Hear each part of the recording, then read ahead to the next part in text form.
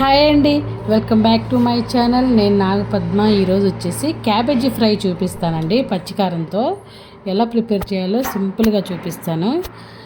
చూసేయండి. క్యాబేజీ అంటే చాలామందికి ఇష్టం ఉండదు కదండి, స్మెల్ వస్తుందని, క్యాబేజీ స్మెల్ వస్తుందని ఇష్టం ఉండదు.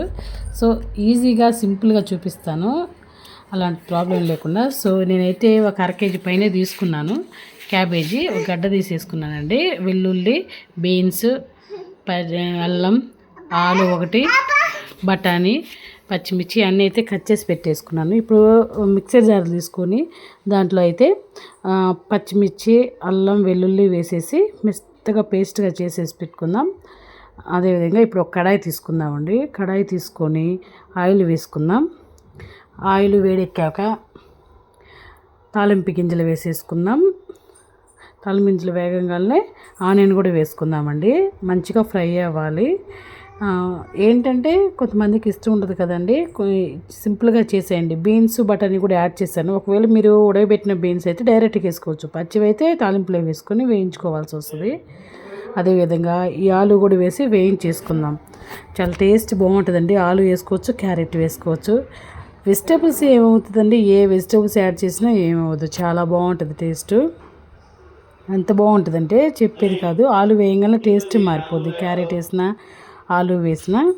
సో మంచిగా ఫ్రై అవ్వాలండి. ఆలు ఇప్పుడే ఉడకాల్సింది. ఏంటంటే ఆలు తర్వాత క్యాబేజీ వేసినాక ఉడకనివ్వదు క్యాబేజీ. సో ఇవి వేయించినాక ఇప్పుడైతే పచ్చికారం వేద్దాం. ఏదైతే పచ్చిమిర్చి ఉందో నాకు మంటకి సరిపడా వేసుకున్నాను.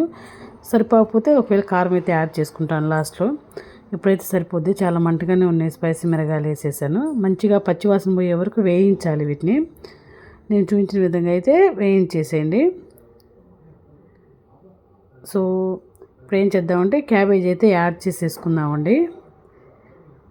క్యాబేజీ యాడ్ చేసుకొని మంచిగా ఫ్రై చేసుకుందాం. దాంట్లో ఉన్న వాటర్ అంతా పోయే వరకు వేయించేద్దాం. చక్కగా కలుపుకుందామండి. చూడండి, ఫుల్ అయిపోయింది. మూత పెట్టేస్తే కానీ త్వరగా మగ్గుతుందండి. ఒక స్పూన్ సాల్ట్ అయితే వేసేద్దాం. సరిపోకపోతే లాస్ట్లో యాడ్ చేద్దాం. ముందే వేస్తే ఏంటంటే కలవడానికి ప్రాబ్లంగా ఉంటుంది కదా, ఫుల్గా ఉంది కదా కడాయి నిండా. సో అది మూత పెట్టేద్దాం. ఇదిగో చూడండి, చక్కగా వేగిపోయింది. నాకు ఆయిల్ కూడా సరిపోయింది. సో పచ్చికారం కూడా కలిసిపోయిందండి. ఎలాంటి స్మెల్ కూడా ఉండదు, చాలా బాగుంటుంది. మనం ఏంటంటే రోటీలోకి కానీ చపాతీలోకి కూడా తినొచ్చు, రైస్లోకి తినొచ్చు, చాలా బాగుంటుందండి. కరివేపాకు అయితే యాడ్ చేసేద్దాం.